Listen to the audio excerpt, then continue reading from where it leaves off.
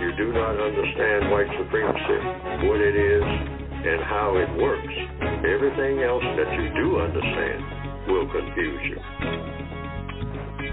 In all of these 9 areas of activity, economics, education, entertainment, labor, law, politics, religion, sex, and war. Anywhere on the planet, minute by minute, day by day, all of the time, all of the time, all of the time.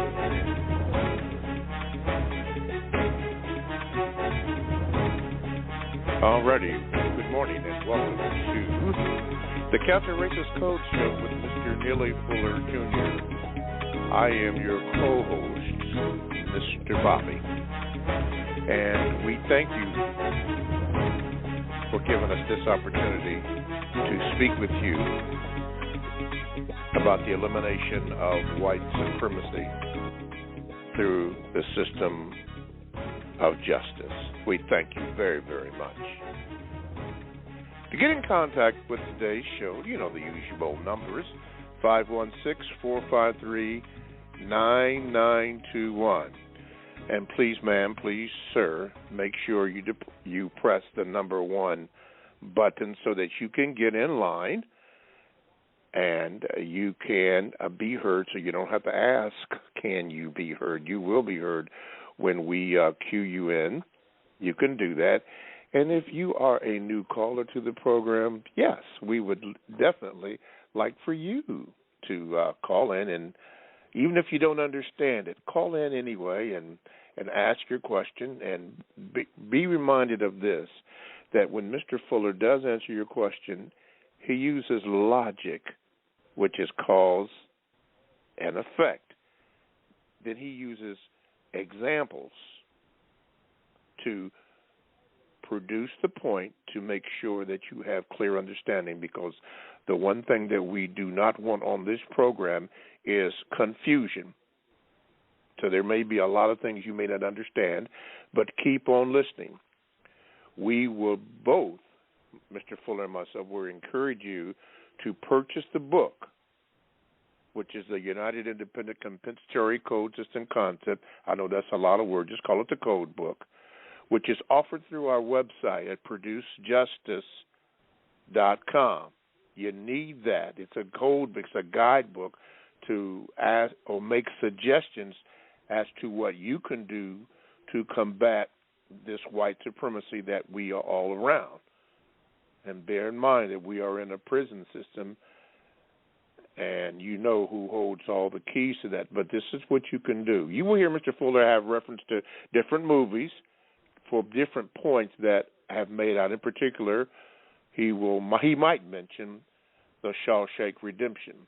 He might mention that in what each character played, in particular Andy Dufresne in the movie. But there will be a lot of terms that you will hear. VGQ. You may hear Mr. Fuller say, I don't know. It's all a part of the code to help you and to help us to understand what's going on. Special note, and this is very important, and I will make it also in the second hour, Mr. Fuller will be on the Carl Nelson Show on tomorrow, May the 4th. That's tomorrow, May the 4th, 2022, from 5 to 7 p.m.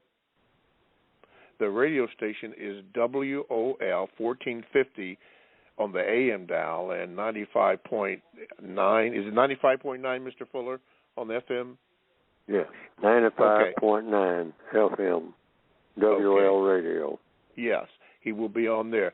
But our technicians and our people have made it convenient that you can get the show by going on our website at producejustice.com. The show will be up there, so you can hear Mr. Fuller tomorrow. Man, a double dose of Mr. Fuller. I'm excited just to hear that. Okay. So 5 p.m. to 7 p.m.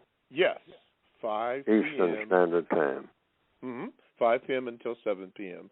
Eastern Standard Time, so you can hear that. But we are live now. So we will commence with today's programming. Let me introduce to some and present to others Mr. Neely Fuller, Jr. And Mr. Fuller, good morning, and how are you? Good morning. I'm still learning. Okay. There's been several news-worthy items that have been mentioned in the past week, but any one or couple in particular, at least one in this first hour, that comes to your mind to commence today's program?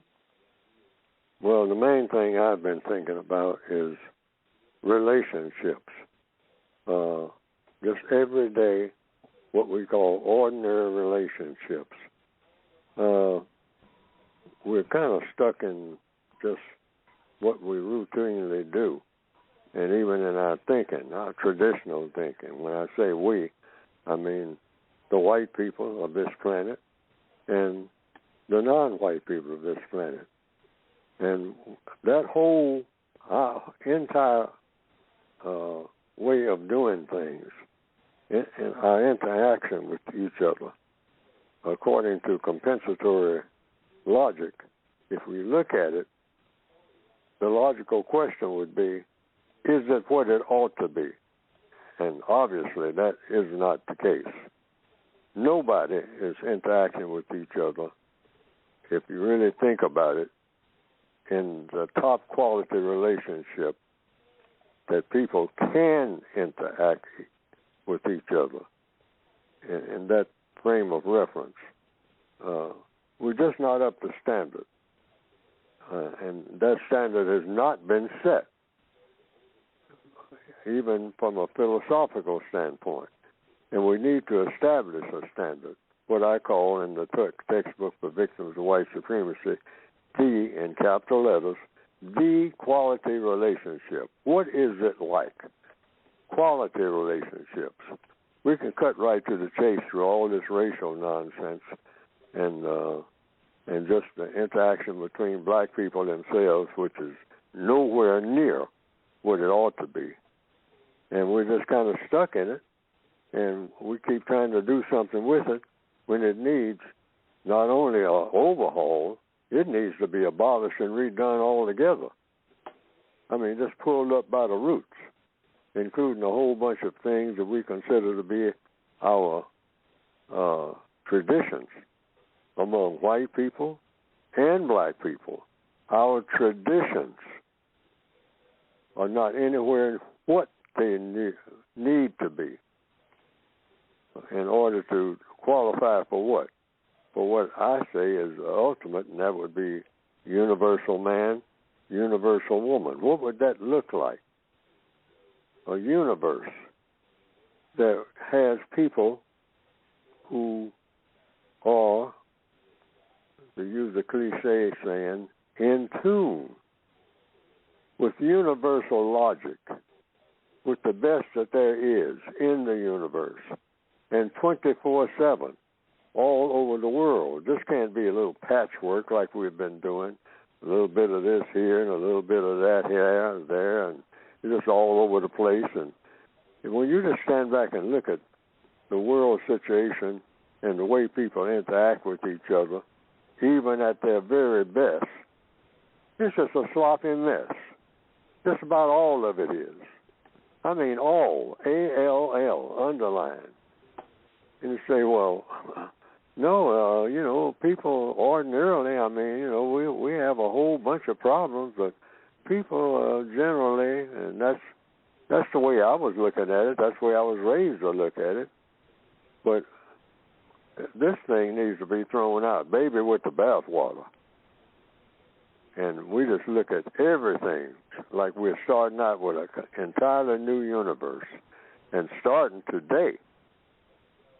And all this mess about arguing about CRT or trying to compensate for the Tulsa massacre and how far back do you go, I mean, in trying to come up with compensation for black people. Yes, that needs to be, but it needs to be in a super context and not the little stingy contexts that we're talking about. And that would be quality relationships starting with everybody this very minute. And what would that consist of? What would that look like? in the way that you interact one-on-one with each person every day. That should be, you might say, even orchestrated a stereotype now.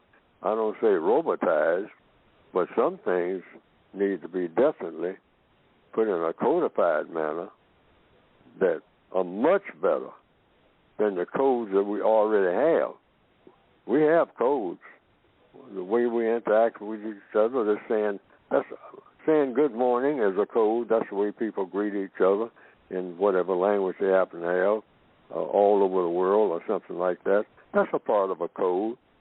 But I'm saying our codes need to be looked at and fine-tuned, and everything that is not just chiseled to perfection, thrown out completely.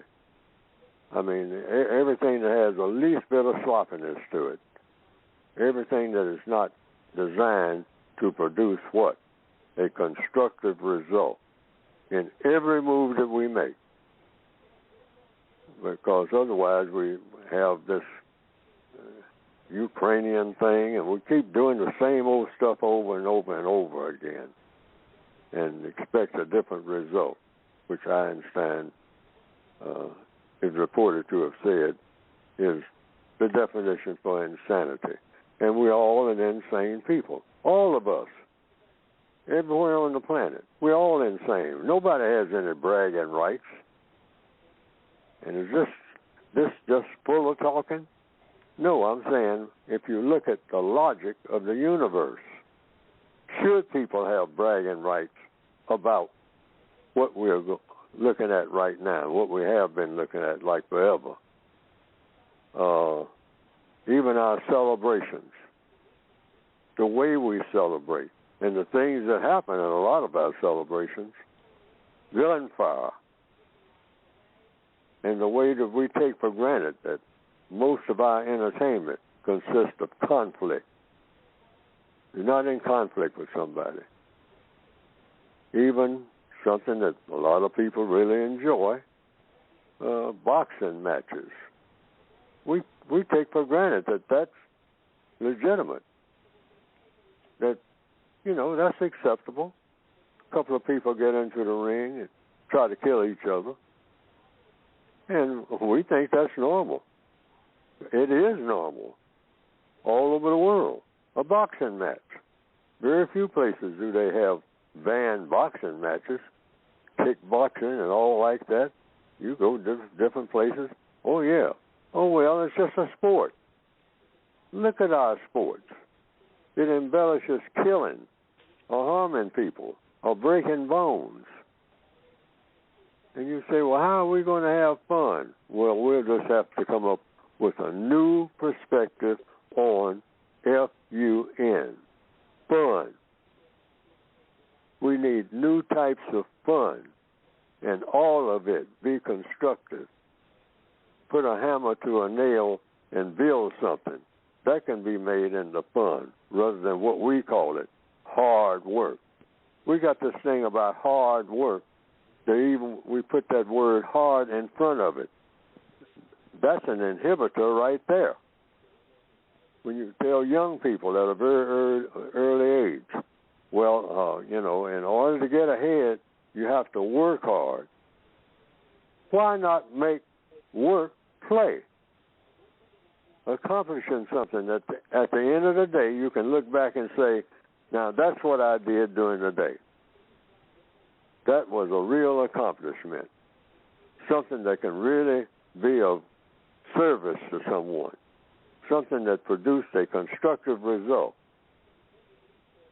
not what we call doing hard work in order to now, after we do our hard work, we're going to go out and entertain ourselves because we have earned it from our hard work.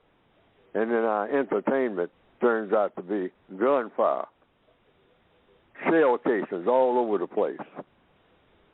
I mean, we take that for granted. And if anybody mentions it nowadays in 2022, you just say, well, we had a huge celebration the other night, and only 22 people got killed, and that's down from last year. That's another thing. We've gotten on this thing where we're just as crazy as we can be. We're saying only 580 in this city, black people, young black people, killed each other last year. Okay, only 580. Okay, the year before that, it was 1,020. So 580, boy, I mean, that's progress. And we were ready to boogie and have a parade. We're just as crazy as we can be. There shouldn't be any, A-N-Y, anywhere on the planet. Just one. No celebration. No, forget that. Somebody killed somebody on the planet today. Call all celebrations off. Look into this mess. Get to the bottom of this mess so it does not happen again. But we're strutting around, glorifying killing, glorifying war. Turn on any TV channel. Everything is about the new murder mystery series that's going to come out all this year. We got a new series of TV shows all about killing, all about murder, with the white supremacists leading the pack. They are the guys for the entire world. They set the standards. And that's the kind of foolishness they come up with, because that's what racism is about. Mistreating people. People being mistreated. People getting revenge for being mistreated. Back and forth. And being led by the white supremacists. This is the kind of world that we have now. And everybody has found it not only acceptable, but something you should embrace full time. We are all crazy. I'm not supposed to be preaching, but I'm just, but that's what I'm doing, actually, and I should stop it, because the code says you don't tell the truth by preaching it or even by teaching it. Just tell it. And then correct whatever needs correcting. That's code. All righty. We will go back to later in the program, quality relationships. I failed to mention, and forgive me, that you can also contact the show by my Gmail address. Simply go to the numeral 7, Mr. Bobby, B-O-B-B-Y, @gmail.com. And I'm not going to say that it will be read today, but it will be put up so that it can, at a certain time, will be read, and I will alert you to when it is read by giving you the date and time. Also, boy, don't get on me for this one, chat room, but you can go into the chat room. Now, I want to give you a word of caution. If you playing, don't go in there, because my people, they focus on telling the truth, and they get facts, and they ask a lot of questions and a lot of good topics. This is what you do. Go to blogtalkradio.com, and you want to go to shows or programs. When you punch that in, you'll get the Produced Justice program. Click on that, and then there's a place where you can click on the chat room. And, man, when you get in there, chances are you're going to see Be Good 1, Be Sam 721, Constructive Action Items, which gives you a review of whatever we did and discussed last week. Justice Warriors in there. Kurt Chris 16 is there. JJ 3577, 888 Rita Still Learning is in there. And they have some beautiful things to say. So you can join that conversation in there. And occasionally I will read one. Okay, let's go to the phone lines and let's do this. Let's see here. John in, I'll call it Houston, but it's Houston. Do we have a problem? John, what is your question for Mr. Fuller this morning? Grand Rising, gentlemen, and we only have a problem when you say Houston, them New Yorkers. They don't seem to know who Sam Houston was. And by the way, for these Texans that don't seem to know, he came from Tennessee. That's why my exes are in Texas, and I hang my hat in Tennessee. You've heard that famous cowboy song. My brother from another mother. The interesting statement from Mr. Fuller this morning about, I would say, authentic relationships, maybe to a degree. But my question is simple in asking him, does he think we're in the midst of World War III? By adding this context, you're being born in the month of the great stock market crash of 1929, lived through the Great Depression, I would say firsthand experience of World War II. How do you feel, and I know you can't answer for a war situation, especially something of a global event, but what say you, Mr. Fuller, on whether or not we are in World War III, and what would be the constructive result, if there would be any, on the other side, as in the end of World War II gave us the financial system we have today? And I'd love to hear his response. Thank you, Mr. Bobby Hevel. You will stay on the line, my brother. I got you. Mr. Fuller? I don't know. I don't know what the outcome of anything is going to be. I don't know what the outcome of this day is going to be. We could have some catastrophic event that suddenly the seas rise up from beneath the ground and just start rushing across the land. That can happen before this day is over. We have a world tsunami where they say the ocean is rising. I mean, suddenly, for one reason, something is happening. The earthquake is up under all the oceans, somewhere in the center of the earth, and in a few days, there's going to be very little land left. That can happen before this day is over. So I look at any prognosis, any forecast about some quote-unquote new world war coming up in the same context. Anything can happen. People got all these atomic bombs stored up, some of them collecting dust. I mean, by the thousands. I understand it's into the thousands. Atomic bombs by the thousands. Now, if they start throwing all that hardware around, there ain't going to be nothing left, according to what I heard even back in the 1950s. So this is 2022. So if I heard that in the 1950s, that they were beginning to store up. By the 1970s, they had stored up thousands of warheads, thousands of them, atomic warheads, blow up the whole world several times over. And so they got hydrogen now and cobalt. They had that even by the late 1940s. The atomic bomb, first one, over a city, was August the 6th, 1945. The Enola Gay B-29 bomber flew over Hiroshima, Japan, and dropped that bomb, and that one bomb wiped out, for all practical purposes, the entire city, just one bomb. And that was considered the primitive stage.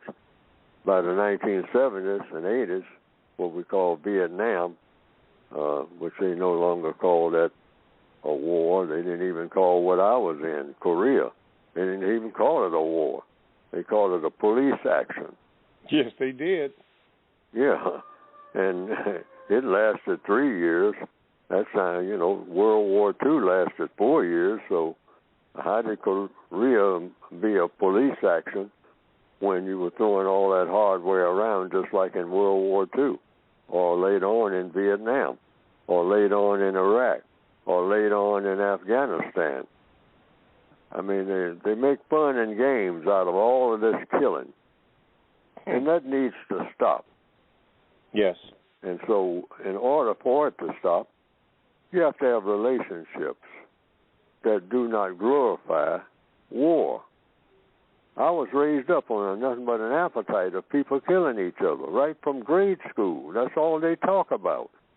All the heroes are killers. Julius Caesar was a killer. Christopher Columbus was a great navigator, but he was navigating in order to find some people to kill.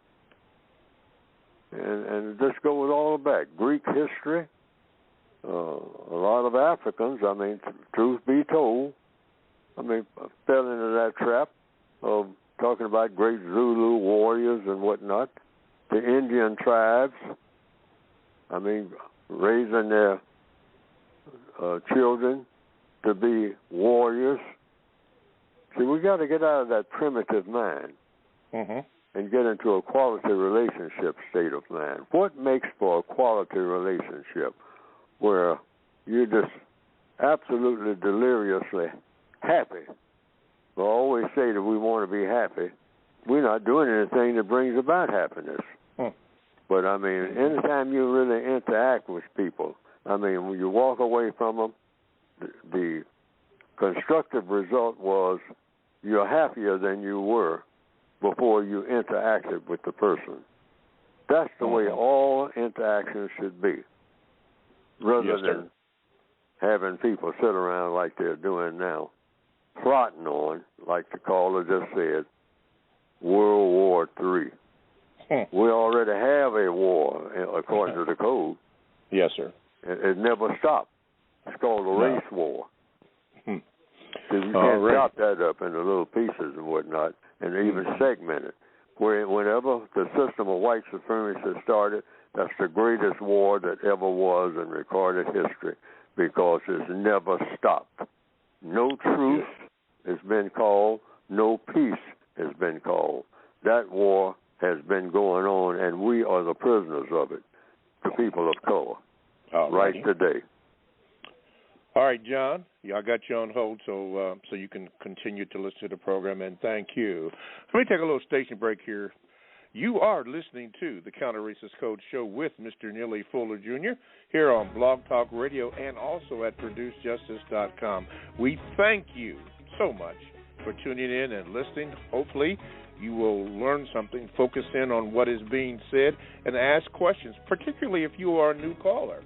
Oh, yeah, just call in, and you can do that by calling or dialing 516-453-9921, and make sure that you press the number 1 button.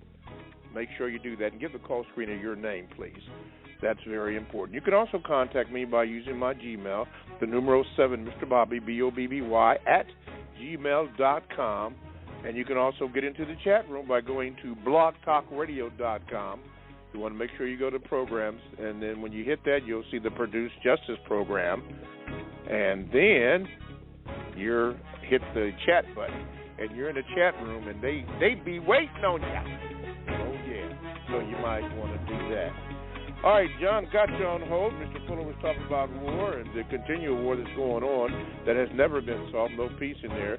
And while they got everybody all focused in on what's going on in Ukraine and that, $33 billion that has supposedly going to be raised to send over there, is anybody talking about what's going on in Africa, in particular the Sudan and South Sudan? Oh, I forgot I'm not supposed to do that. But we did get a Supreme Court justice, didn't we? All righty. Justice Warrior says this.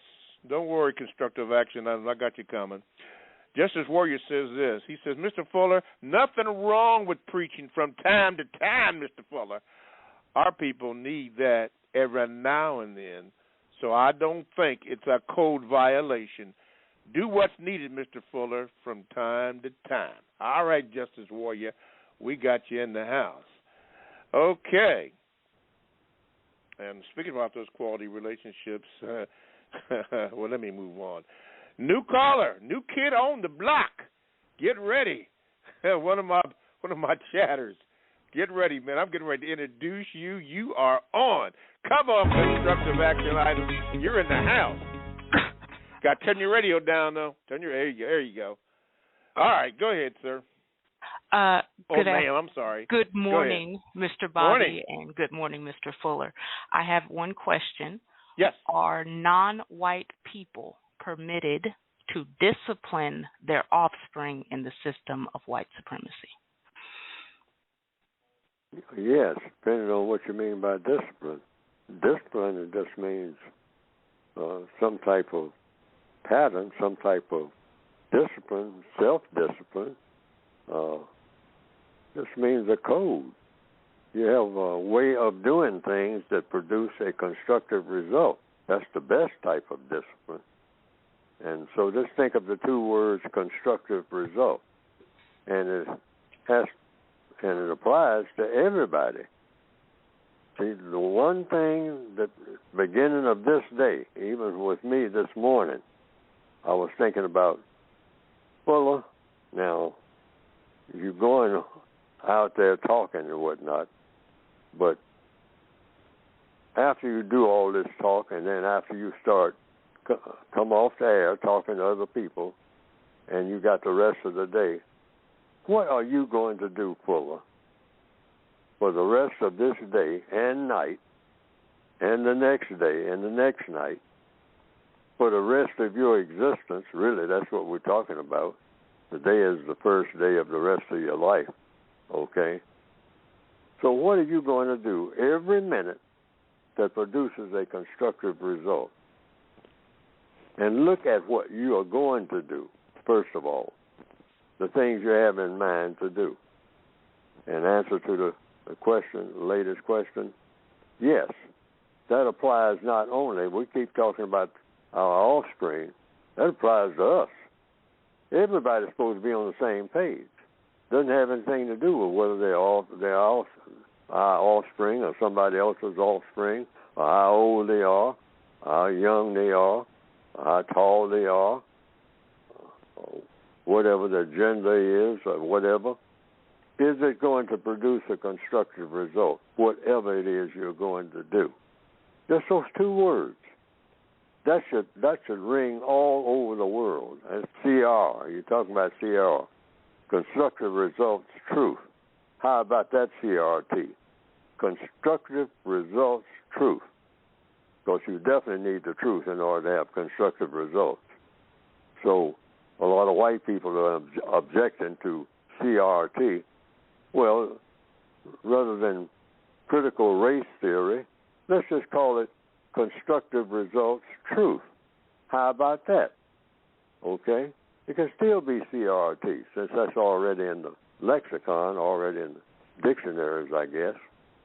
So rather than go around cursing everybody else out and going to different type of meetings and everybody trying to shout everybody down, just say, let's just do whatever produces the constructive results. So in order for that to happen, you have to find out, okay, constructive results call for, first of all, what are you going to be doing that produces constructive results in all areas of activity? Economics, education, entertainment, labor, law, politics, religion, sex, and war. Each and every day.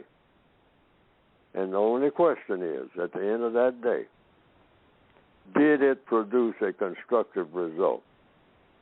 And then you can follow that up with any number of questions you want. Show me. Can you show me the constructive result? And prove that it's a constructive result. That, we produce results all the time. But are they constructive? Every move you make, sitting down to eat a meal or even to prepare a meal, am I doing something constructive? This dough that I'm making, I'm making a new type of vegetable cake. A cake that is made of vegetable, and it's cake. Because the pancakes that we eat, which I definitely like pancakes. I like pancakes. Always have liked pancakes. But I stopped eating pancakes. Why? Because they're not really made of nothing that produces constructive results. Just look at what goes into a pancake. Everything is called what? Enriched. And look at the terminology that is used. Everything says enriched. And that makes you think you're getting a whole lot of something that produces constructive results. They can't prove to you that this enriched flour produces a constructive result. Ask that. Sir, you're coming out with these new type of pancakes. and you say you're using enriched flour, first of all, what is flour made of? And you say you are enriching it.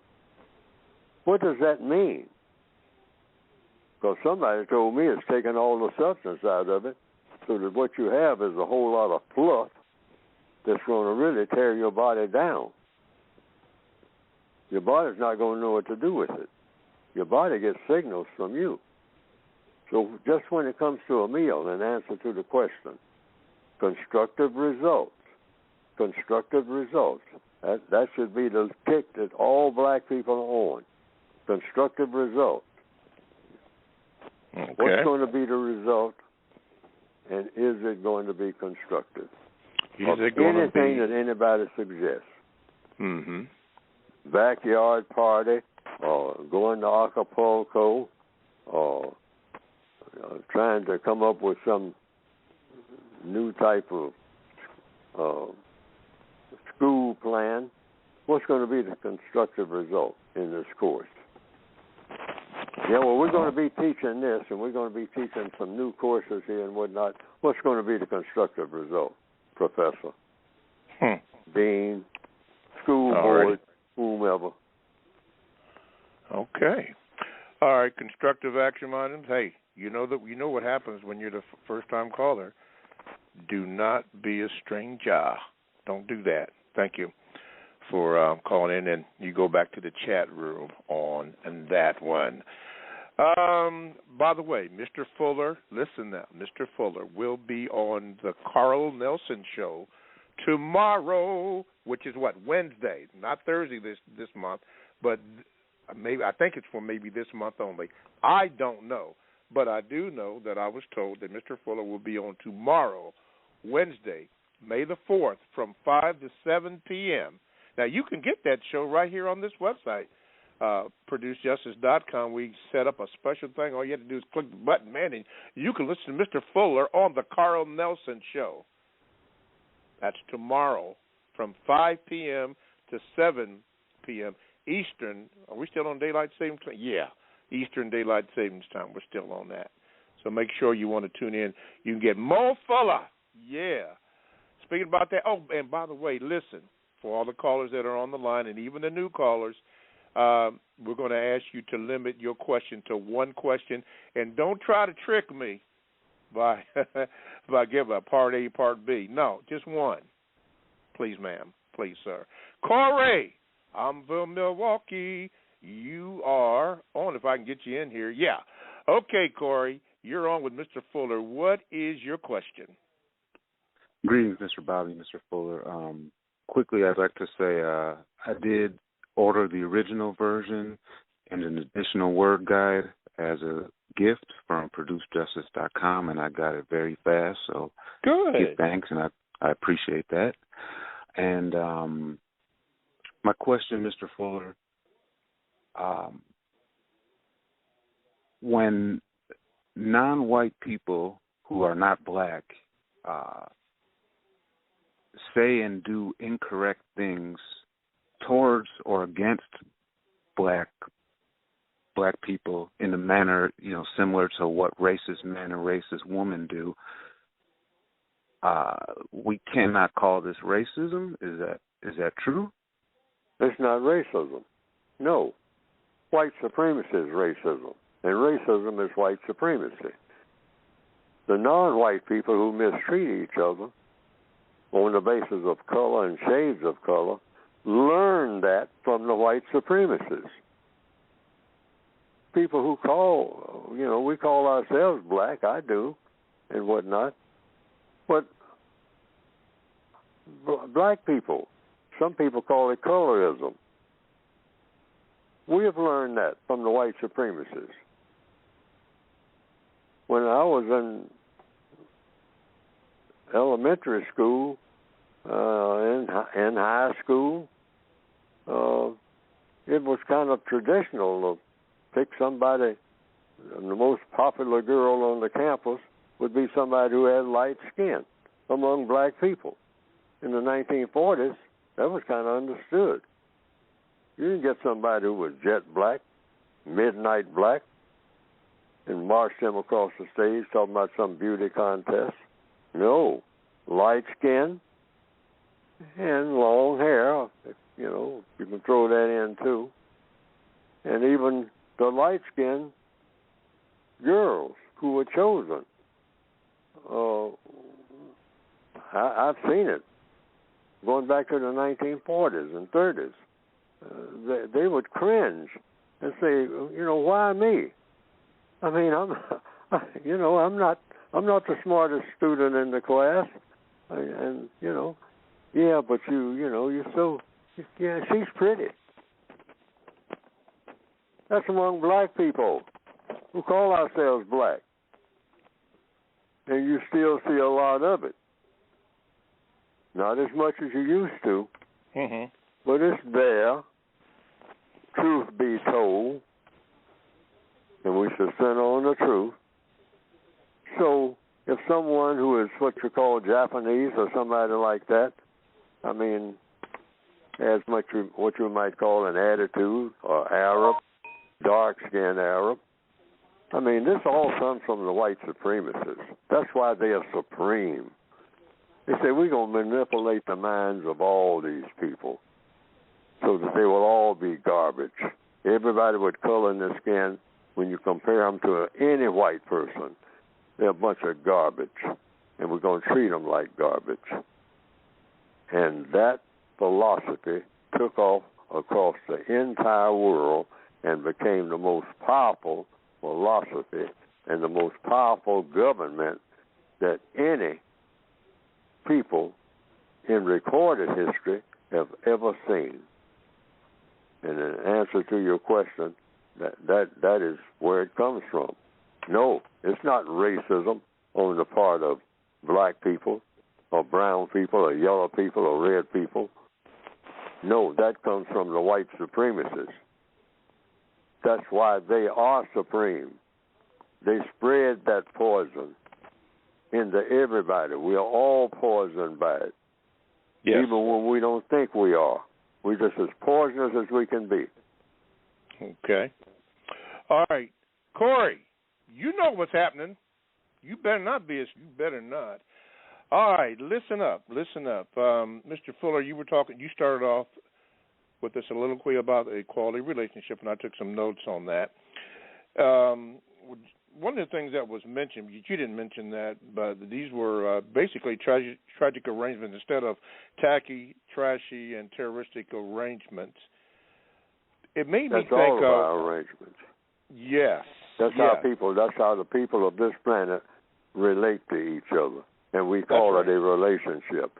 It's an arrangement. It shouldn't even rise to the title of relationships. We don't have relationships. We got arrangements, and they're all tacky, trashy, and are terroristic worldwide. Right.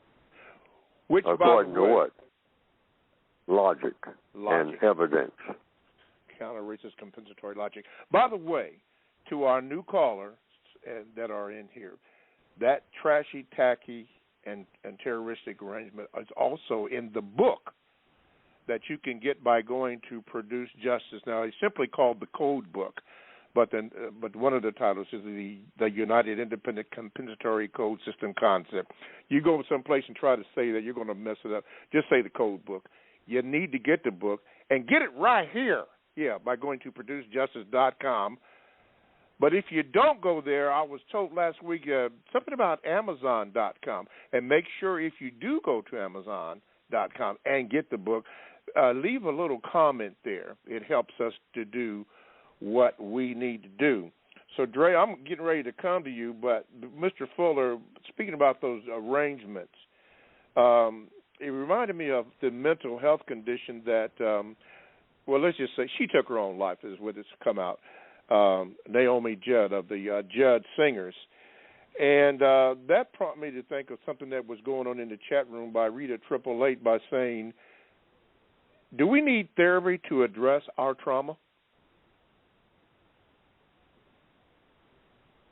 Do we need therapy? Yes, to address our trauma. Rita 888 mentioned that in the chat room. That's what all of our talk on this program is supposed to be. Therapy just means you're ill and you cure your illness. That's what therapy means.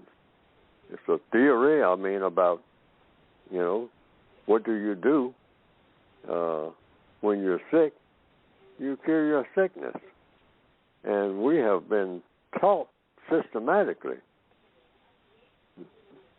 to glorify sickness in both our bodies and minds. Like I just mentioned food a while ago. We've been taught to worship food that's killing us. Mm-hmm. And then we complain about dying from the bad food. Okay. But we like it because it's tasty. It's tasty. Yes, I had to wrestle with that quite a bit myself. I know you and them pancakes 40 years ago. Sure. Oh yeah. I used to eat everything that was poisonous. Like I said, pancakes and whatnot. Hey. I'll tell you, John Rain. Yes. Hey, you cut me off from some pancakes now. You got a problem. It might be a fight. I think just thinking about it right now, I want some. I know you got my mouth watering. I'm looking at a pancake bottle right now. But somebody needs a mix. See, that's what I'm saying about doing something better. Yes. We can still have pancakes if somebody right now starts thinking, I'm going to invent a new type of pancake. Okay. How about that? Starting off with constructive results. Yeah. Fuller's talking about pancakes, and he really likes pancakes, but he can't eat the ones that he's been eating all his life, even though he wants some right now, and I do right this minute. I'd like to have a nice plate of pancakes, hot pancakes with butter and plenty of syrup, okay? Yeah, and it will kill me, okay? I'm laughing because in my right hand I'm holding a bottle of syrup, a log cabin, no high fructose corn syrup. Stand back out of the way, all right? Yeah. Three good pancakes, right off the griddle, nice and hot. Don't let them get cold. Stop it. Pour that butter all over it. Poured butter. You melted the butter first, and it's hot. All right, then you pour it, and then you pour that syrup. Oh man, hey, got a couple of eggs standing by. See, now stop it. Stand back out of the way. Woo. And you know what you're doing? You're killing yourself.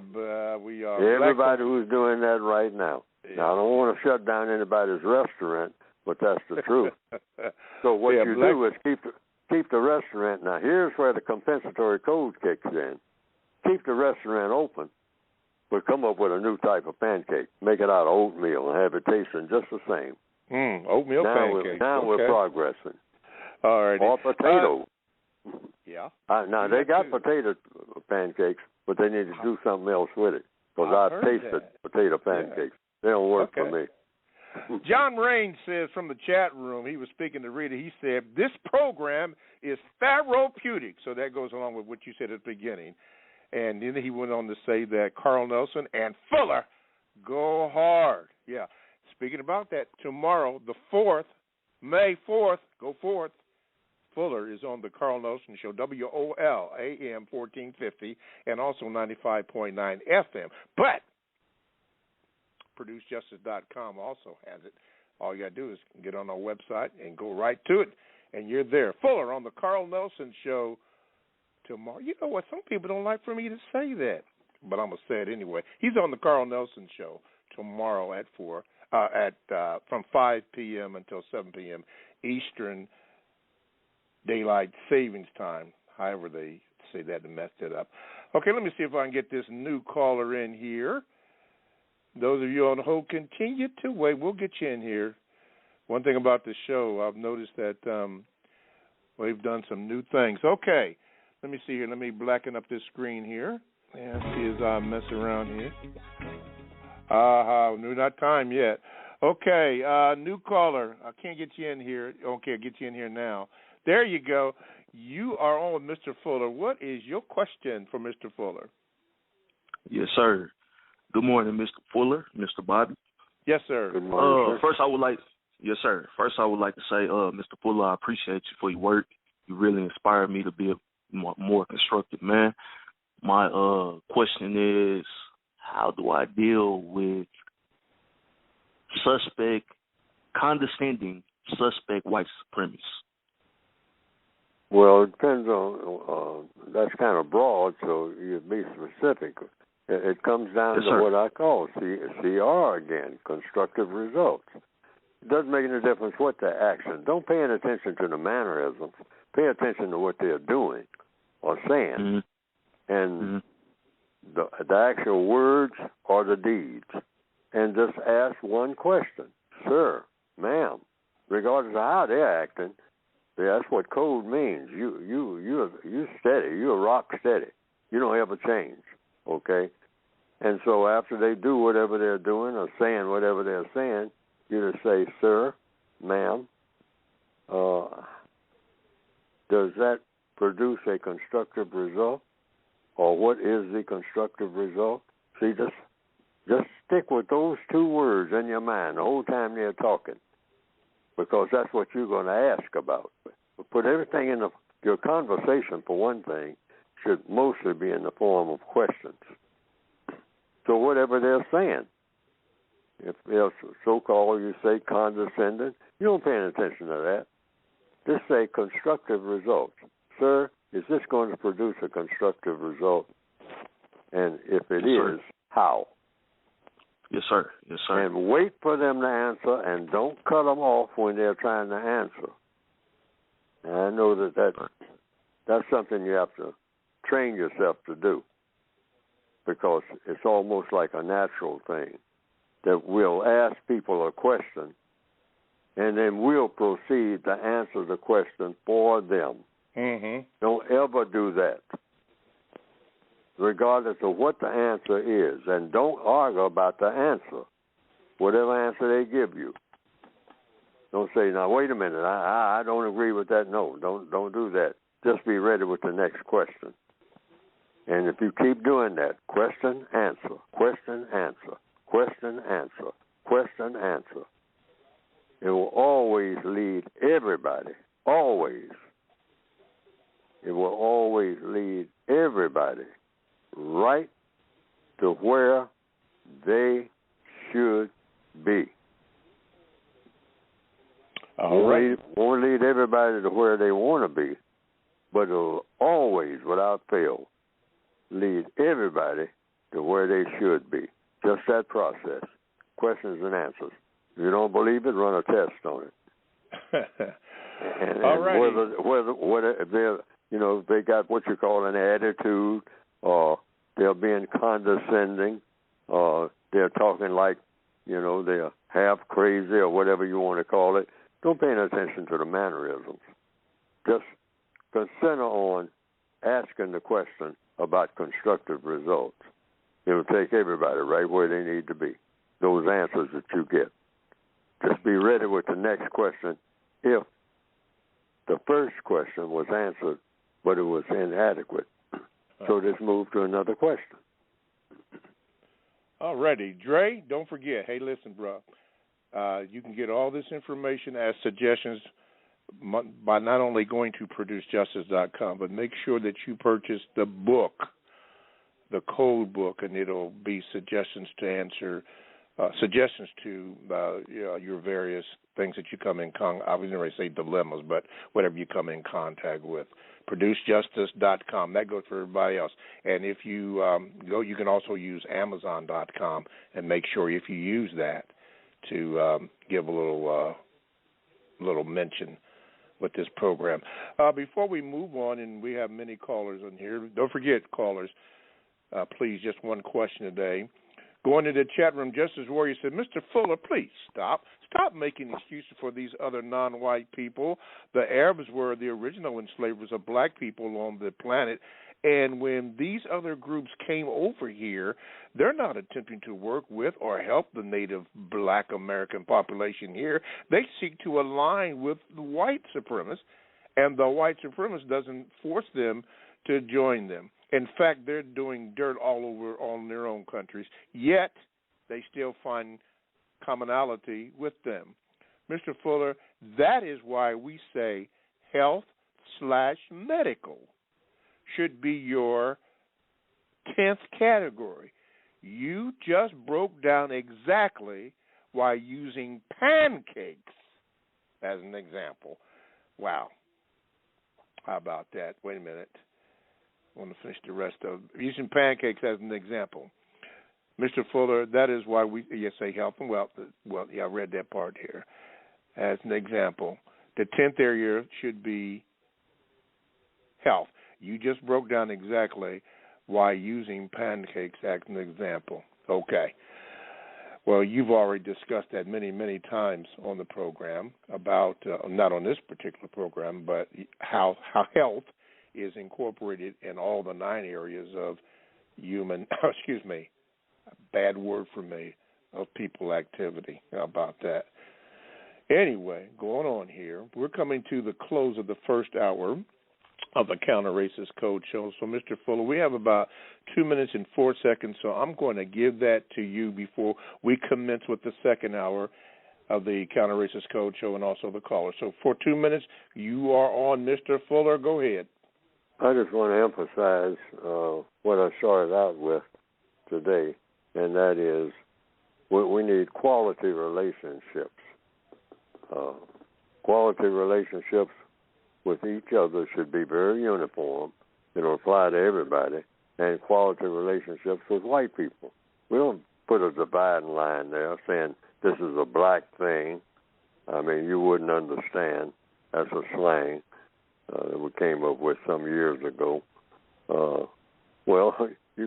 It's a black thing and they wouldn't understand. Well, does that produce constructive results? That we got a black thing that white people don't understand? And what constructive result does it produce? That's the question. See, constructive results is always the thing. And that's we should go forward with those 2 words. From now on, constructive results. Or you want to talk about relationships, you'll say the quality relationships. We don't have them now in capital letters. The quality relationships. That's what we should want. Every relationship, every time you speak to someone and you walk away from that someone, that quality relationship should have been what? Should have produced a constructive result. See, just high-fiving and all the handshakes that we got, coming up with new types of handshakes, new types of high-fives, new types of hugs, this, that, and the other, all that drama. Let's get some substance into some quality relationships and make them real quality relationships that will produce constructive results. That's one-on-one or with a group or with anybody.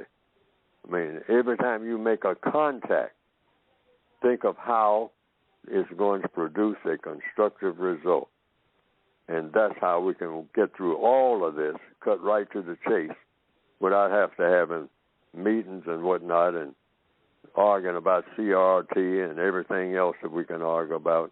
And black people, when we have our meetings, trying to figure out which black person is more loyal to the quote-unquote black cause than the other black person sitting next to you.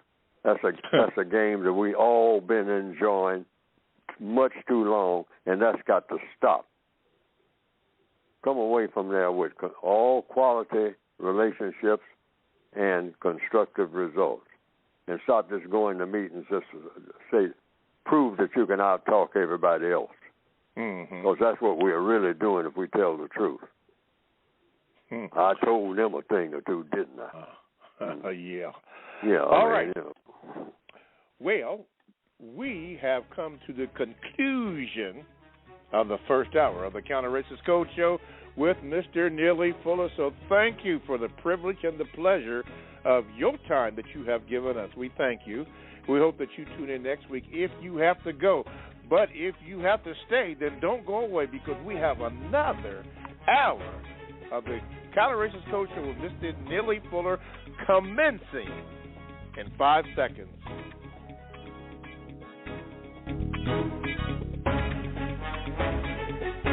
Alrighty. Good morning, grand rising, however you want to say it. But welcome to the second hour of the Counter Racist Code Show with Mr. Neely Fuller Jr. I am your co-host, Mr. Bobby. Now, if you would like to get in contact with the show, and there are those that are holding that I'm going to get to eventually, call this number, 516-453-9921, and make sure you give the call screener your name. If you have to write your question down, do that. We're asking you only have one question today, please, because as you can tell, we have a lot of stuff, and Mr. Fuller is going on with explanations of the points that he is trying to make so that we have understanding clearly, no conflict and no confusion, none of that stuff. You can also Gmail me at the numero 7, Mr. Bobby, BOBBY, at gmail.com, and we can go from there. I do have one that I'm going to read. And you can also go into the chat room by going to blogtalkradio.com. Click on programs, and then you'll find the Produce Justice show. Click on that bad boy, and then there's a chat room. Now, before you push that button or click on that, I'm just trying to tell you, them chatters, they be something else. Eloquent in whatever they have to say. No cussing. No, they don't do that. They tell you like a TI is. Okay. Oh, yeah, got to do this. Fuller will be on tomorrow. Yes, tomorrow, Wednesday. Mark it down, Wednesday, in your head, Wednesday, on the Carl Nelson Show. Tomorrow, I know, Wednesday, May 4th, from 5 until 7 p.m. Eastern Standard Time. Mr. Fuller will be on. Check it out, more Fuller. I know I'm excited about that when they gave me the news this morning. Okay, with that being said, let's go. Oh, yeah. We were focused in on quality relationships in the first hour. Mr. Fuller was talking about that. The interaction with people. You want to produce a constructive result. And this is where you can use compensatory counter-racist logic to do that, and you will come in contact with the logic of the universe instead of the tacky, trashy, and terroristic arrangements that we all seem to be under. And don't forget all that conflict that's going on all over the world. Nobody's talking about Africa, the Sudan and South Sudan. You ain't heard that. Anyway, Marcus, it's you. You finally, wait a minute, let me see if I can get you in. You finally made it. Thanks for holding, brother. Go ahead. Good morning, Mr. Bobby. Good morning, Mr. Fuller. Good morning. I have a Thank you. I have a quick VGQ and one question. The VGQ is, Mr. Fuller, it was interesting this morning when you were talking about hard work. I work in a tank storage facility for marine oils and chemicals, and when I told my manager that I'm restricted from learning new tasks to produce even better and more constructive results, her reason being was, quote, unquote, it's hard work. So my question is this morning, why do the white supremacists want to have full control over how women are reproducing offspring? Why do the white supremacists want full control over how women are producing offspring? Yes. Is that the question? Yes, this question is in context. The white supremacists want to have full control of everything in the universe. Mm-hmm. That's why their reach, their ability is greater than anyone else's, because they want to reach farther. They're always talking about going to the other side of, going not only to the other side of this universe, they're talking about actually physically going to another universe. That's how they wake up in the morning thinking. So while the average black person is just trying to figure out how to catch the bus, the white supremacists have been burning midnight oil, talking about what they'll be doing 2,000 years from now in outer space. See, so when your mind stretches into that unlimited existence and unlimited existence. They want to go where there are no limitations. That's how they think. The white people who believe in white supremacy believe in being the best that an individual can possibly be and the most powerful.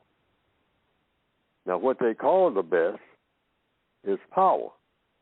If they're white supremacy, if they're a white person who is not just about being a powerful person, but being powerful in order to do evil. So that's the white supremacist's mind. But unfortunately, they are the people who are running all of the business of the people on this planet. The average black person just wants to do just enough to impress another black person. Truth be told. Show off, huh? Show-offism. That's all black people look forward to. I mean, showing off to whatever black person you see that you can show off to for the next 5 minutes. And show off any kind of way. Either by coming up with some type of song that you can impress them with, or some kind of dance, or starting a fight. Like many, I won't say most, but taking a cue from the white supremacists, just start a fight. And see how many people you can kill,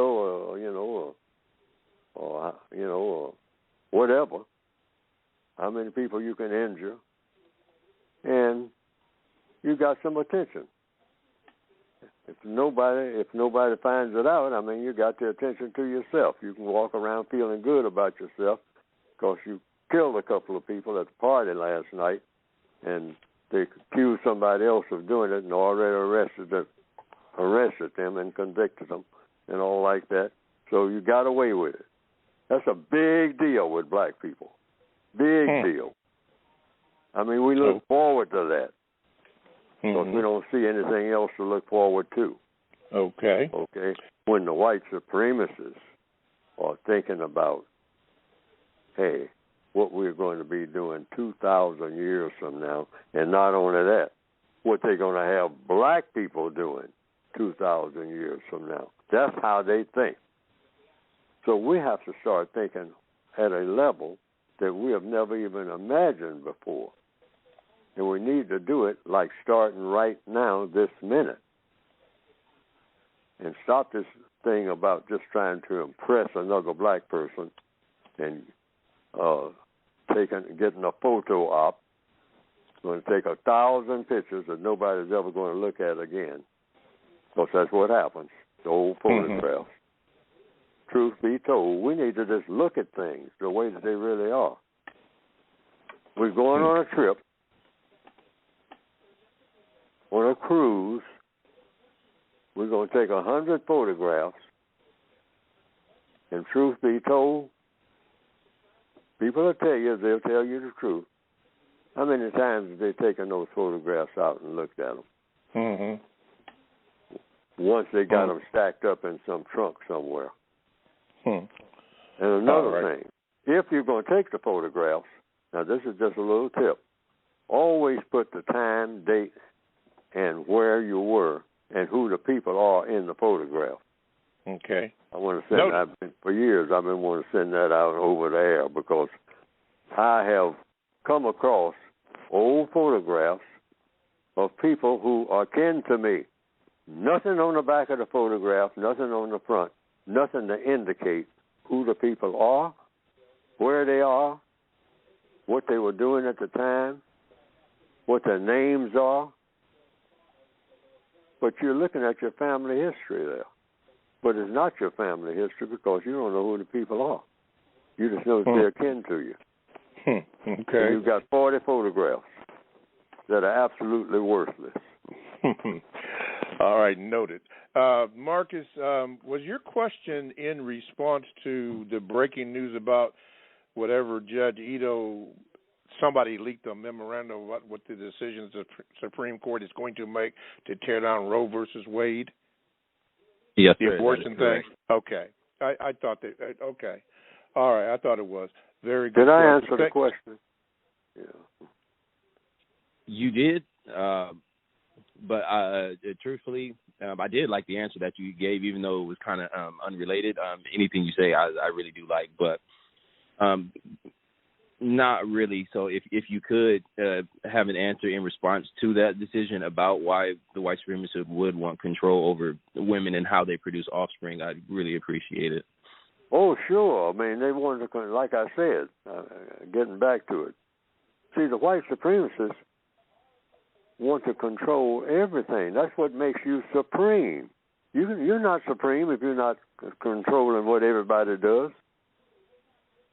That's why they are. But in order to be supreme, you have to know a whole lot. You have to study a whole lot. You have to burn midnight oil when everybody else is asleep. You have to make plans. See, so the white supremacists have become the smartest people in the world because they wanted to be, you know, and they put it in their folklore and whatnot. More than anybody. I have more than anybody. I have more knowledge than anybody. Everybody else put together. I got more knowledge than all those dark people. That's the white supremacists, because we base everything on, first of all, on color. And then, how do you achieve that? Well, you become smarter than they are. How do you achieve that? By teaching them to be dumb, to worship being dumb, which is what white people do. The white supremacists have done that to black people. I mean, they've done an excellent job of that. See, we worship being stupid. We worship anything stupid, we want to be a part of it.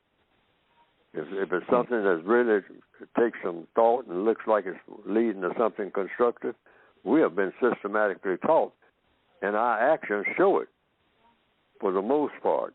Now, recently there have been some signs we want to break out of that. In all honesty, for the first time, I will say, in the last 10 years, a lot of black people want to break out of that traditional mold of seeking out stupidity as the way to live. Do something stupid. Find the most stupid things that you can possibly be involved in and just jump right in. I mean, hook, line, sinker, way over your head in it, and just be giddy about it and make a whole lot of noise about it and try to drag as many other black people into it as you possibly can and get an attitude toward them if they don't. All righty. Now, that's a part of what we call black culture, the centerpiece of black culture. Yes, Truth sir. be told. We need to stop. Okay. Let me see here. Oh, yeah. Be Good One mentioned that the Dred Scott decision is still in effect. Now, for those of you who do not know anything about that, Google that or whatever you need to do. Google that, and particularly what Judge Roger Taney had to say. Then you'll see why Be Good One said that the Dred Scott decision is still in effect. Yeah, it's still going on. Also, I was reminded that when you go to producejustice.com to get the materials that Mr. Fuller is talking about, in particular the books, somebody called in this morning and said that they got the 1984 edition, the original one. They got that book. But there's also two others.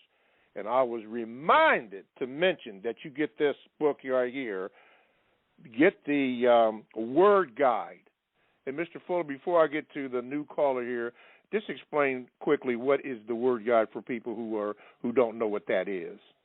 Well, compensatory definitions mostly. How to use words if you're a person of color in the system of white supremacy.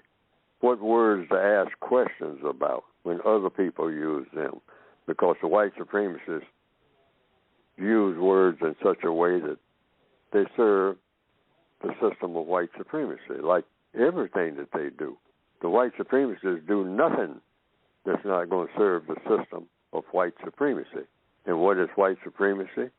A system of producing fun, producing glory, and producing material comfort by mistreating people based on color. And it became the most powerful political and religious idea in recorded history. and it stands that way here in the year 22. It's the dominant philosophy of the entire planet right now as we speak. That idea, it spread and became the most powerful idea ever put into action among the people of the planet in recorded history. Nothing has turned out to be more powerful. And it's a very simple idea. Okay. You just figure out a way to mistreat people for your benefit and base that mistreatment on the color of the skin of the people who are being mistreated. Very simple. And that's why it works so well. Because a lot of simple things work very well. I mean, because it's almost like this natural. So they have words that help them to do that. You can control the way people think by the words that you use. So they figured that out a long time ago. Otherwise, they could not have done what they are doing and continue to do. So you have to counteract that. And, so you do it by, you can't learn a new language, in time to have any effect. So you use the language that that's available to you. And on the planet, the English language is very prominent. So my book, because that's the only language I know, is written in English. But using those English words, it tells black people what words to look out for, what words to ask questions about, what words to give new interpretations to, like I have done. I gave an interpretation of the word justice that I think will stand the test of time. And always do things with the idea in mind that you are producing a constructive result.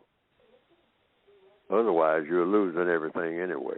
Yes, sir. If your plan is not to produce a constructive result, then the book is not for you. Nothing in the book. Because it's about taking things that are non-constructive and making them constructive, including the English language. And that's what the Word Guide does. Takes the English language and make words that may have a question mark about them, about how constructive they are, and kind of make them like tools, because words are tools, fashion those tools in a manner that will produce constructive results, which means you first of all reveal the truth. You've got to have the truth in order to produce a constructive result in anything. That's truth right. means that which is. And so you can get the books by going to producejustice.com. Okay. And then you'll see what's there. Constructive Results Truth. CRT, we got one. Okay, here's the order of service. Sound like we're in church.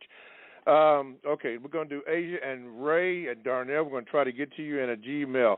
So new caller alert. Asia, wait a minute, see if I can get you in here. Okay, Asia? Good morning. Good morning. You're on with Mr. Fuller. What is your question? Hi, Mr. Fuller. Hi, Mr. Bobby. Well, the longer I listen, my question kind of changed. With having, until we all can be on, like-minded across the board, which will take a very long time, as an individual, or I wanted to say woman, but I want to say individual, what should the mission be? If you're doing all of the things that you say we should do as individuals, and until we all are on like mind and doing those things, what does the individual do until then? Okay, every move you make produce a constructive result. That's what an individual should do. That's why the book is written. The book is written for the individual. And don't worry about how long it's going to take. You start where you start. The journey of 1,000 miles begins with a single step. That's an old saying. The journey of 1,000 miles begins with a single step. So you don't look around for the crowd. See, black people are always looking for a crowd.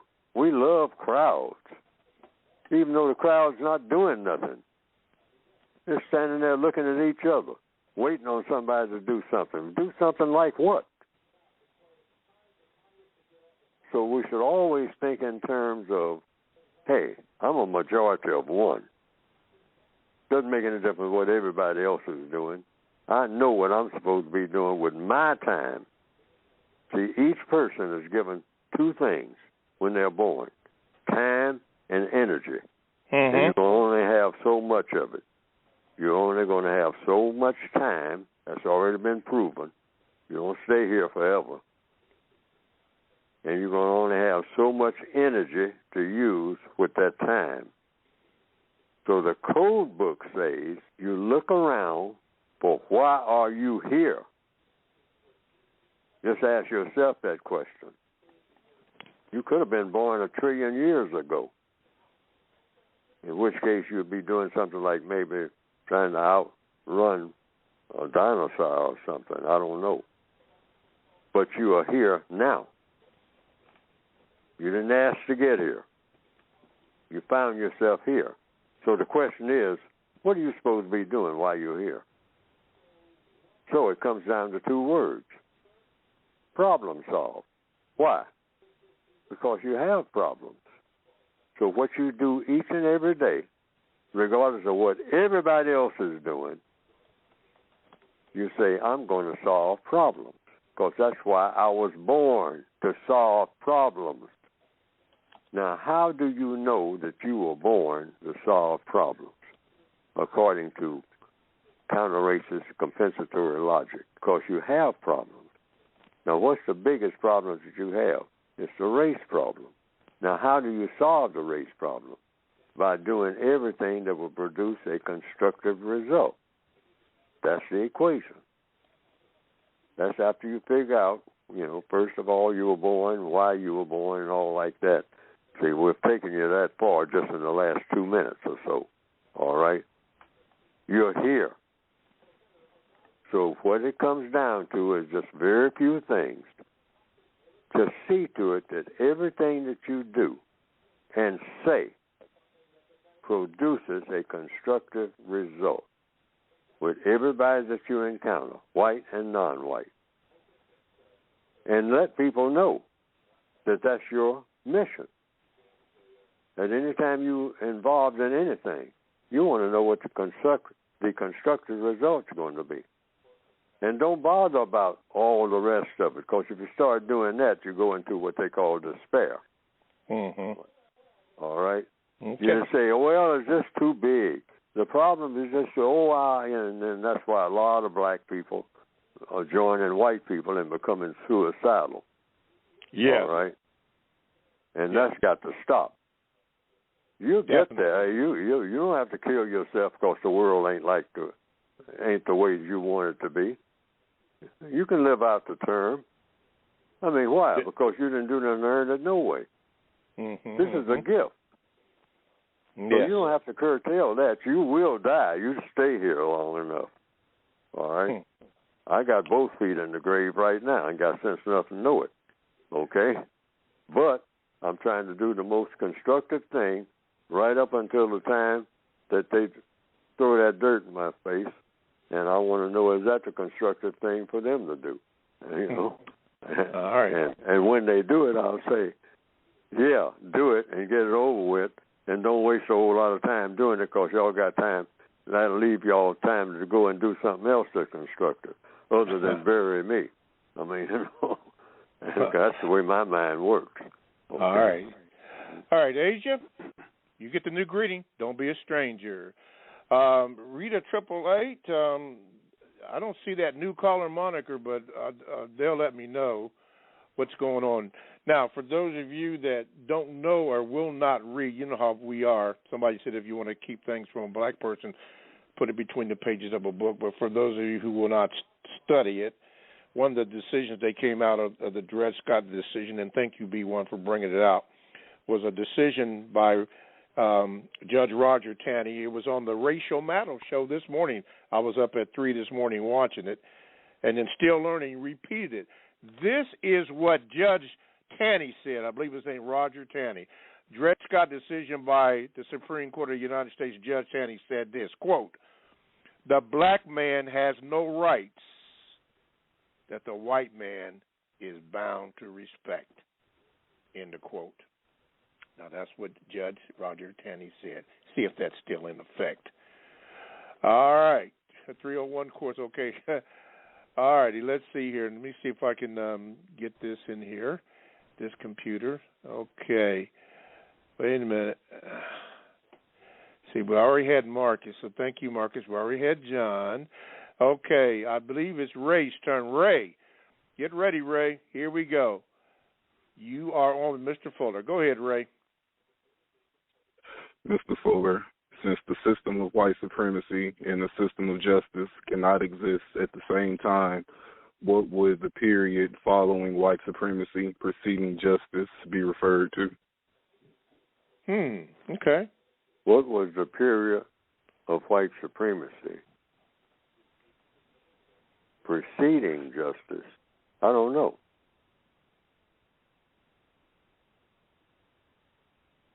The world has been, as far back as I have read and heard, a non-just place.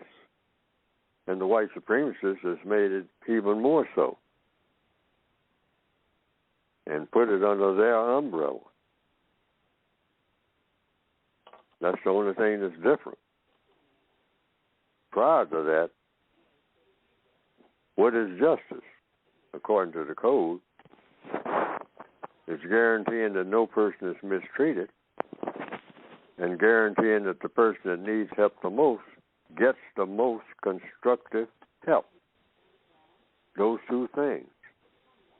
That's a made-up definition. I made it up, and it's in the code book.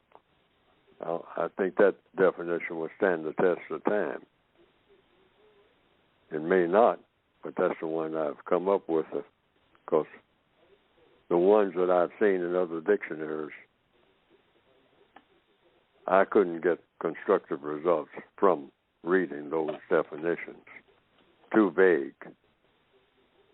So I made up one, a compensatory definition. And everybody should make up. You should make up definitions for words that work for you, because a word is nothing but a tool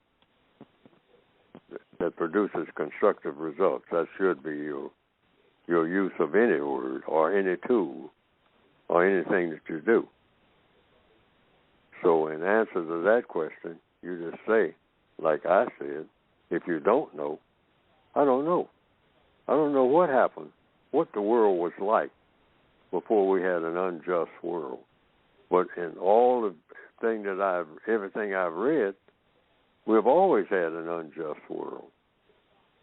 That people, and a lot of people who call themselves Christians, have said, Christian ministers have said, the ones I've heard, I've never heard any of them say anything different, said, we were all born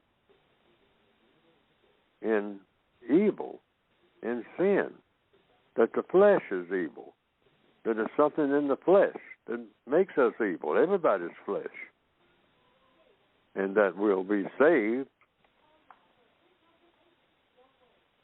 at another dimension, something called the hereafter.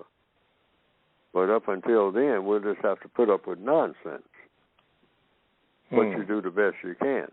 Yes, sir. Now, every preacher I've ever heard preach has not deviated from that story. That's in the Christian religion.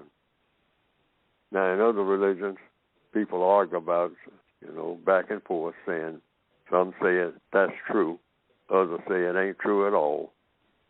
That's all made up. That people can be perfect. And, people go to war about it. They have religious wars.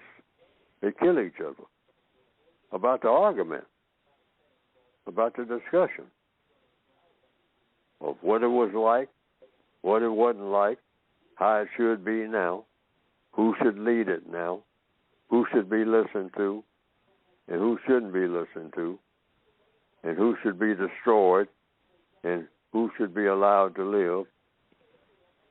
And we're in a chaotic world. Okay. So everything that's going on now is not the way that it should be. And not the way. Nobody can agree as to how everything should be. But we should do our best to find out how it should be. And I'm trying to do my little bit by pointing to trying to get these constructive results. All righty. Thank you, Ray from Dallas. Thank you. I'll tell you, don't be a stranger. You already know what's happening. Okay, you are listening to the Counter Racist Code Show with Mr. Neely Fuller, and I am your co-host, Mr. Bobby. To get in contact with the remaining 20-something minutes of the show, call this number, 516-453-9921. If you are a new caller, let the call screener know that you are a new caller, and we'll work something out with that. You can also Gmail me at the numero 7, Mr. Bobby, BOBBY @gmail.com. It probably will not be read today, so do your best. You can also go into the chat room, going to blogtalkradio.com, click on programs, and then you'll have the Produce Justice show. Then right there, you click on that, then you can get into the chat room, and I'm going to tell you right now, they be blowing up in that bad boy today. I mean, some serious stuff. They even brought up the Dred Scott decision. All righty, you want to do all that good stuff, and we can do that in the remaining 28 minutes that we have in today's program. All materials and books can be bought at ProduceJustice.com. I'm going to say it again, ProduceJustice.com. You can also purchase the books through Amazon.com, and if you choose that, make sure you give a little experience in the comments or notes so that we can do what we do with that. Could you do that? Would you do that? Thank you. Thank you very, very, very much. Okay, to the call screener only. Don't worry, everybody else cover your ears. She told me that she's on 301 on the area code, but I don't see it on my screen. So if you can do that, we can get her up there. Let's see here. Oh yeah, got to do this here. Been putting this in here. Man, I received the message and didn't get that. Okay, Mr. Fuller, this comes from Mr. Miller. He says this. Mr. Fuller, you've been studying the construct of racism, white supremacy, longer than many of us have been on the planet. My question is quite simple. Has this work ever made you feel depressed? And if so, what do you do, or what have you done to shake that feeling? This is Chris from Brooklyn, New York. No. The answer is no. Once I thought that, to the best that I have up to this point, understood the system of white supremacy is just another system of doing evil. Like all other systems that came before this system called white supremacy. It's just the latest. It's still evil. People have just been doing evil things. So if I'm going to be depressed, I'll just be depressed because the world is a place that's full of evil, because people have not learned or decided that they don't want to be in an evil world. Evil meaning just sitting around trying to figure out how to harm somebody. That's evil. Or if it's not a person, how to harm the environment, how to do harm, rather than doing everything that will produce a constructive result. So once I saw that I was here, and like I said it before in this program and others, I didn't ask to be here.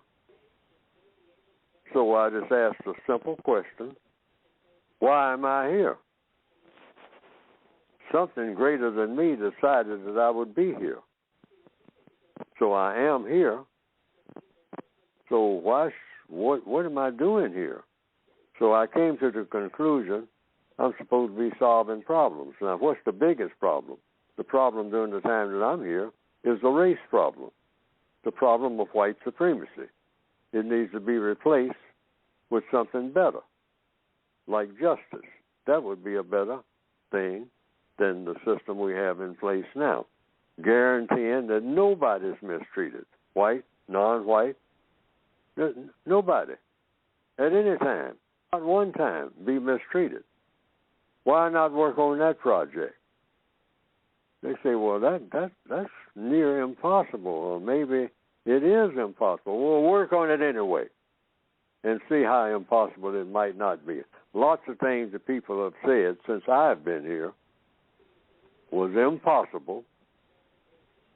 Somebody came along and did it. The impossible thing. People on these telephones every day, I see them, and I'm one of them. We're walking around with these iPads and all like that. You ask somebody about something like that in 1920, and they say, get out of my face. I'm going to be talking to somebody on the other side of the world, and I ain't on the other side of the world. Back in 1910, back in 1600, you tell somebody something that you could do something like that. That's impossible. Or a person say, I could fly over that mountain with something, that in a vehicle. That big mountain you see over there, I don't have to climb it to get to the other side.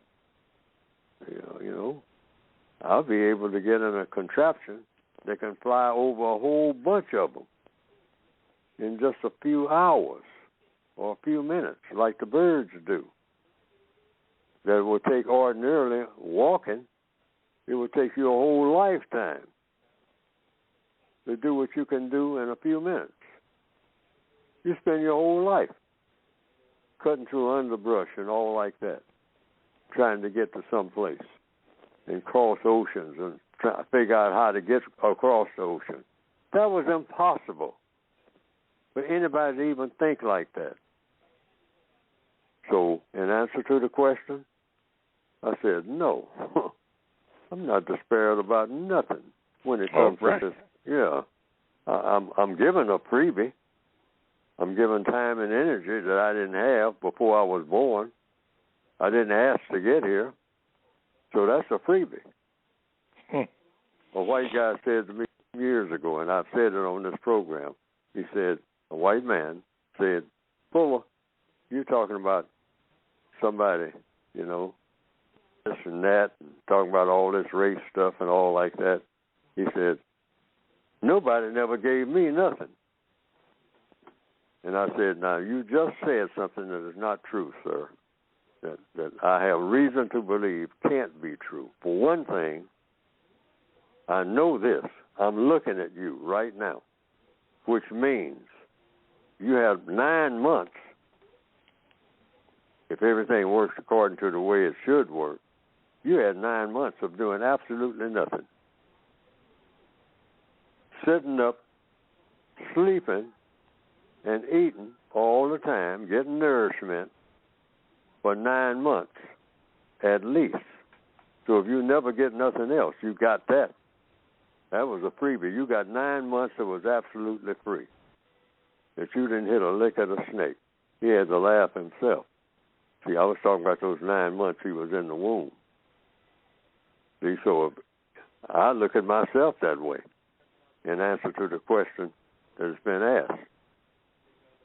Well, Fuller, if everything turns out to be completely rotten, you at least got 9 months when you didn't. You was on complete welfare. Okay. I mean, you wasn't feeling no pains at all. I didn't when I was in my mother's womb. Not that I remember anyway. She might have felt some, but I wasn't feeling none. I'm just kicking and eating and sleeping. Well, that's you're all. Now. Yeah. Okay. So when you get so-called despair, just think about that. Well, I got 9 months. I'm ahead of the game. I got 9 months in which I didn't do nothing. All righty. Let's go to the phone lines. Okay, get ready. No, where's the drum roll at? Rita, you're on. Mr. Bobby, Mr. Fuller, thank you so much for your time today. And I will absolutely say that This is definitely therapy. So, okay. Quick question for you, Mr. Fuller. The Tory Code book, page 254. 254. Yep, in the area of politics, sir. Number 6, you said, be willing to make an extra effort to show white people that you are willing to help them to produce justice, and that you are at all times willing to be friends with them in all things that are constructive value in all areas of activity. Can you give me examples of what types of behaviors would qualify as extra effort or being friends with white people to produce a constructive result? Well, for one thing, you can always improve, and this is real crucial at this point, with this, particularly with this critical race theory and all like that white people are really up in arms about. And so we go to page, actually, 171 and 172. Oh, yeah. See, you always can go to those. That's one of the last things that went in the textbook for victims of white supremacy. And you can paraphrase it. First of all, you ask those 4 questions of yourself. But I'm saying, if you get lost in any kind of interaction with people, white people, black people, regardless of what kind of people they are, in any circumstance, it has to do with a 4-letter word, want. W-A-N-T. Everybody wants something every minute of every day, even if it's no more than just crossing the street. You want to go from this side of the street to the other. Why did the chicken cross the road? To get to the other side, okay? It's an answer to these questions, okay? So everybody wants something. The baby in the womb, like I just illustrated, wants something. That's why the baby is kicking. That baby is moving. I've heard about that from, down through the years, that the baby kicks sometimes. That's a want. I want out of here. All right, even though I'm living a life of rally, I want to see what's on the outside. I guess that's what the kick is about. I don't know. But getting back to the point before I lose it, those 4 things, and here they are in the form of questions. What do I want to do? Why do I want to do it? How do I plan to do it? And what do I expect the constructive result to be? Now, when you're talking to white people, you can ask them, because everybody's always interested in talking about what they want. That's just a law of the universe, a law of reason, a law of logic. So you can just ask white people. You should definitely do that. When you're sitting around, like I see a lot of black people doing now, sitting at the sidewalk cafe and whatnot, don't know what to say, don't know how to, we're fumbling for ways to relate to each other. Well, just ask those questions, because everybody's willing to talk about what they want. And so you just say, if you're on a first-name basis, Cliff, what do you want? What do you want to do? And wait for the answer. And Cliff might want to tell you. Depends on what mood he's in and all like that. If he doesn't want to talk about himself, he'll tell you that. Okay. But if he doesn't want that, he wants to do something else. So just find out what Cliff wants. Not what you want, what Cliff wants. Because most likely people are willing to talk about what they want. And you just listen. And the next thing, okay, well, why do you want to do this, Cliff? And then the next thing is, how do you plan to do it? Because if you want to do it, and you know why you want to do it, the next thing is, how do you plan to do it? Even no more than cross the street. Okay? And then the fourth is, what do you expect the constructive result to be, Cliff, of this thing that you want to do? And, like I said, never help with the answer to any questions you ask anybody in what you call a general conversation. Absolutely, yes, sir.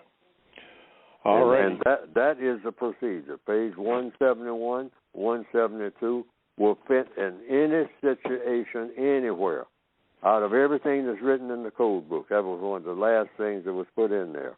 And one of the very best things, if you get lost in your interaction with people, period, on the job or anywhere else, just go to those 4 things.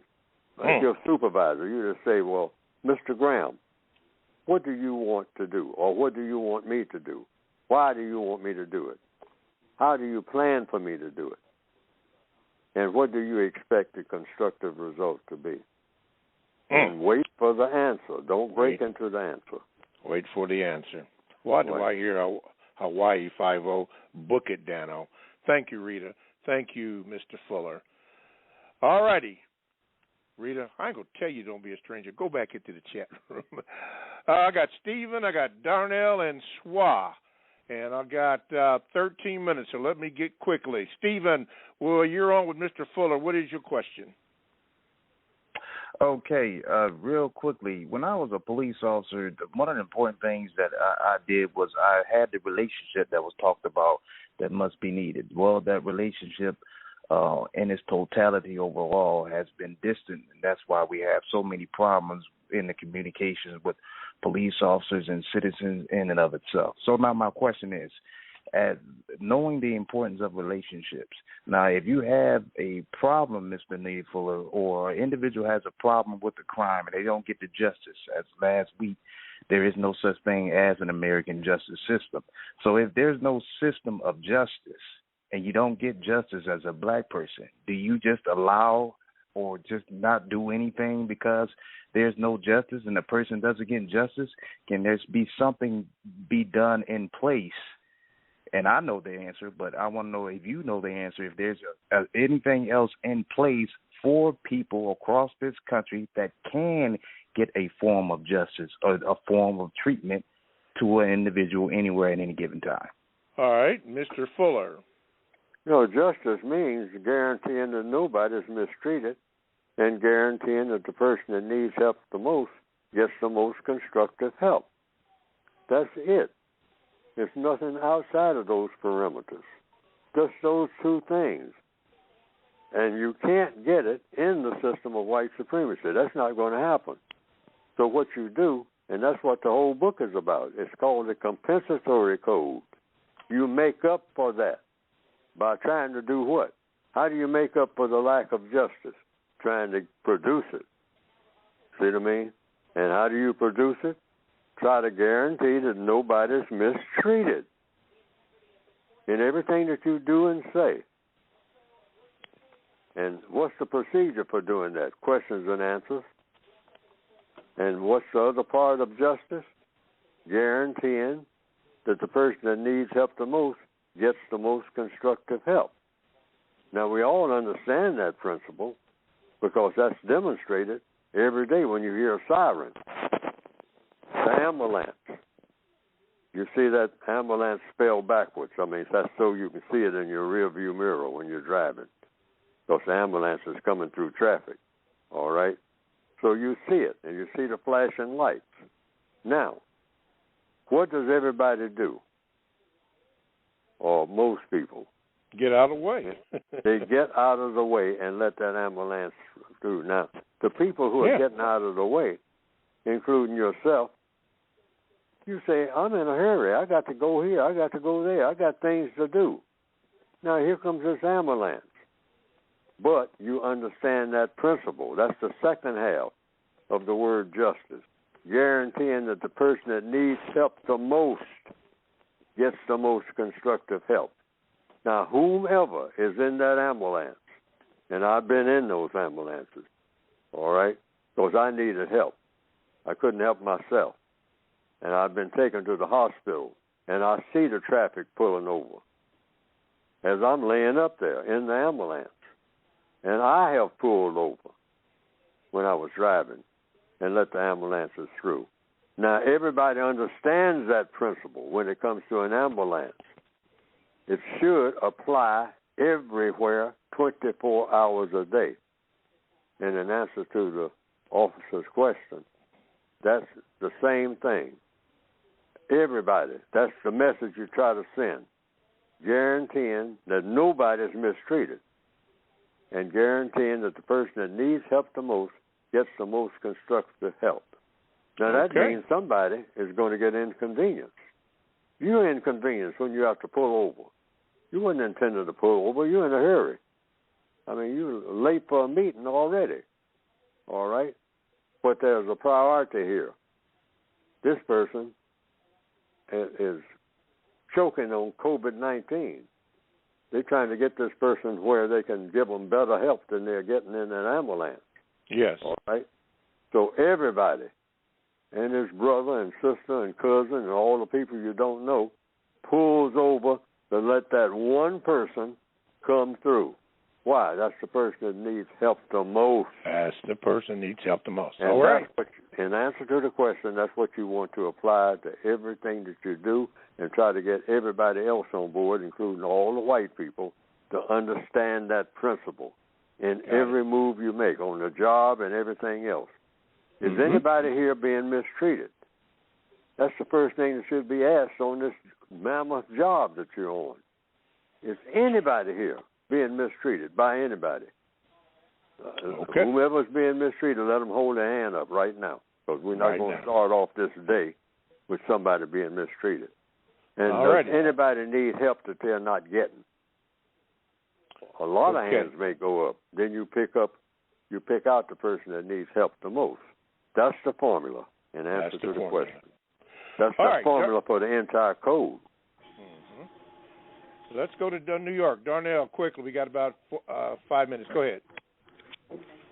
Mr. Fuller, why is it important for the white supremacists to control all areas of activity of the victims of white supremacy all day and night? Because you don't have control unless you have control. And white supremacy is about getting three things, something that everybody wants, but they have an evil way of getting it. The three things are fun, glory, and material comfort. So somebody figured out if we mistreat people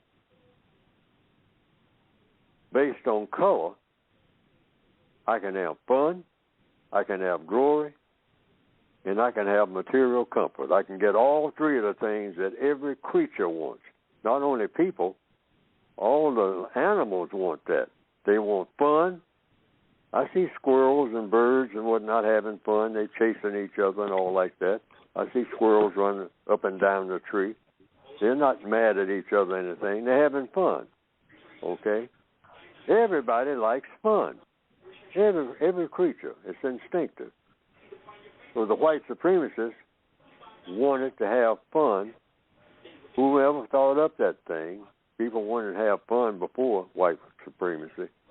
But they thought up a way of getting fun, glory, and material comfort out of mistreating people. I'm hearing some background noise there. I'm sorry, Darnell. It's messing up Mr. Fuller had to say there. Maybe you need to turn your radio down. SWA, L.A., you're on. Greetings, Mr. Bobby. Greetings, Mr. Neely Fuller Jr. Neely Fuller Jr., do you have any advice for victims with offspring with white people and victims who are offspring of white people? Have any advice for people who are what? Who have offspring with white people and offspring with white people. Yeah, and victims who are the offspring of white people. Okay. And the victims who are the offspring. Same thing. People. It still applies. It applies to everybody on the planet. You just want to know, in all of your interactions with people, what you're going to do is going to produce a constructive result or a non-constructive result. That's it. See, we don't have to go through all the details of what relationships have been or could be or like they shouldn't be now. We can just go straight to it. That's what codification is about, going straight to the core of everything. And so it's all about problem solving. That's what constructive result means. You solve the problem. So you use those words as an opener. Constructive results in the form of a question. Whatever we are going to do, whatever we're going to say from minute to minute with everybody on the planet, is it going to produce a constructive result? Yes or no? Yes. And if we can just, we got to move fast now. I mean, in this era of everything moving fast, but if we want to make the world the way it ought to be, and what this whole textbook, what this whole conversation is about on this morning's program, produce constructive results. That's all. That applies to black people, white people, tall people, people that just got here, people that's been here for 200 years, whatever. Constructive results. That's it. Starting with right now. Right now. All right. Thank you, Swa.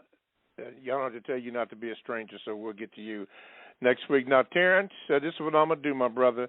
We are out of time, so tell you what, the call screener has your name and your telephone number, so be sure to call in next week, and I'll tell you what, if you do, or when you do, not if, but when you do, you will go to the head of the line, okay? You'll be first after Mr. Fuller says what he has to say. So anyway, we are coming rapidly to the end of today's 2 hours, an engaging 2 hours, a nice 2 hours with mistakes on my part. I didn't mean to, but, I'm still learning. Oh, come on. I really am. I'm still learning. That's from a former TV sports announcer and all that kind of stuff, radio announcer, someone that is still in me. I mean, after, 53 years, and I'm still doing that? God bless. Woo! But I still make mistakes, but I'll try to get better. Listen, thank you. Thank you very much for listening. Thank you for tolerating me. Whew. Thank you for all your calls, your comments, the chatters, Gmails, all that. Thank you. Thank you. Thank you. Matter of fact, cannot thank you enough. But most of all, thank you, Mr. Fuller. And speaking about that, listen, tomorrow, May the 4th, from 5 until 7 p.m., Mr. Fuller will be on the Carl Nelson Show from 5 p.m. until 7 p.m. Eastern Standard Time, Eastern Daylight Savings Time. Make sure you I made a mistake there. Make sure you give a listen to it. You can ask questions and everything. I like the Carl Nelson Show. I listen to it because I'm still learning. But anyway, make sure you do that. All the books you can get by going to producejustice.com, even for a replay of this show at producejustice.com. Mr. Fuller, 30 seconds, it's yours. Do it. I'll just second on that. Go to the book, because there's so many things that was going through my mind as I was talking today, and it was scattered all over the place, as you can probably detect. But at the same time, I was looking at the book. So for those who don't have the book, I would say get it. It's one of the worst written books on counter-racism ever produced. I would have to admit that's the truth. I've always got to be with the truth. And I think it could have been a whole lot better. I could have made it a whole lot simpler. But I was trying to rush, and I made mistakes in doing so. But that kind of went with the territory. That will go with the territory of trying to do anything constructive. You'll make mistakes, but I tried to do my best. But try to get the book if you can, and I'll try to make a better presentation than I did today, because I rate myself. And me too. I didn't rate very well today, I don't think. Okay. Me too. We got to go because the clock is going down. Sorry to cut you off. We got to go. Thank you, everybody. Have a good day. Thank you.